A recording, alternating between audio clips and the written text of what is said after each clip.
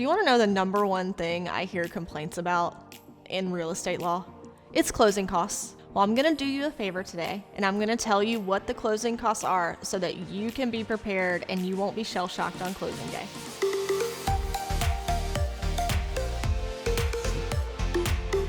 I'm Tiffany Weber, and I am a real estate lawyer in North Carolina, and after having done thousands of real estate closings, I have a pretty good idea of what closing costs are. So I will explain those to you today. So in your closing disclosure, page 2 is where you're going to see the breakdown of all of your closing costs. And let me just put this out there. The attorney's fee is like one tiny line item on there. So no, not all of the closing costs are being paid to your attorney. In fact, most of them are going to fund your escrow account or for lender charges or for any invoices you have to pay.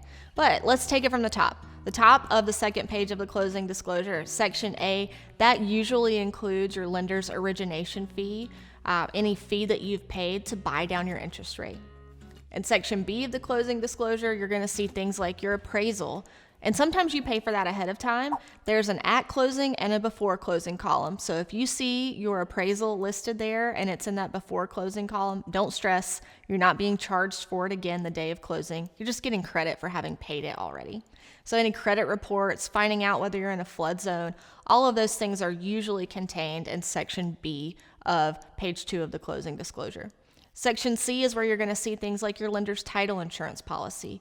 Yes, that is a requirement. Your lender wants to make sure that their interest in the property for having lent you money to buy it is going to be protected from anyone who tries to claim an interest against it. That's also got the closing attorney's fee and the title search fee. So the title search is the thing that makes sure that there is no one out there that has a judgment against the property or any liens on the property, no bankruptcies affecting it. It's the thing that makes sure that when you buy the property, you're taking clear title to the property. Don't forget, if you want more information on real estate law, real estate transactions, anything to do with real estate in North Carolina, hit the subscribe button. Now let's get back to the video. Now the next section, section D, is just a subtotal of A, B, and C.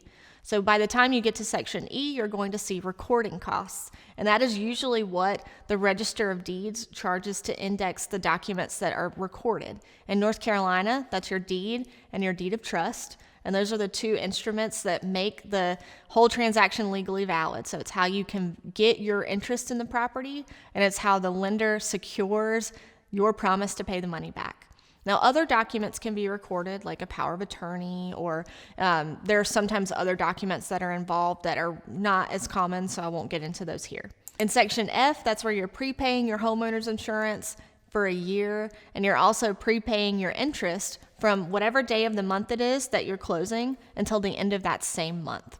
And that's why usually you don't start paying your bill, your mortgage bill, not the very next month of your closing, but the month after. And that's because you paid for that interest up front. Now the next section, section G, if you have an escrow account, which most people will have an escrow account in a residential closing, that's what is saved up to pay your taxes and insurance each year. And on the day of closing, you fund that account so that its balance is never zero. There's always a cushion so that if for some reason taxes increase or your insurance increases, you're never dipping below zero. And the lender's not having to call you to say, oh my goodness, we need $500 today so we can pay your tax bill. So you fund that escrow account on the day of closing. Now the next sections, those are miscellaneous. So that's if you have any HOA capital contributions you have to make, or maybe you paid for your survey at closing rather than ahead of closing, or you've had any other inspections that need to be paid for. And that also usually includes your owner's title insurance policy. Now, yes, your lender gets a title insurance policy, but that protects them, not you.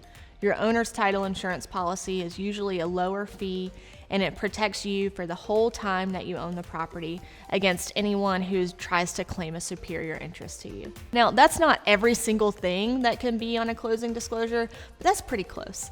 So those are the types of things that you're going to see as part of your closing costs, and all of them are just part of the game when it comes to buying a house. I'm Tiffany Weber. I'm a real estate attorney in Mooresville, North Carolina at Thomas & Weber. And we love to put out videos just like this one so that you can be educated and informed about your real estate transaction. So make sure you subscribe to our channel so that you can see more videos just like this one. I'll see you in the next video.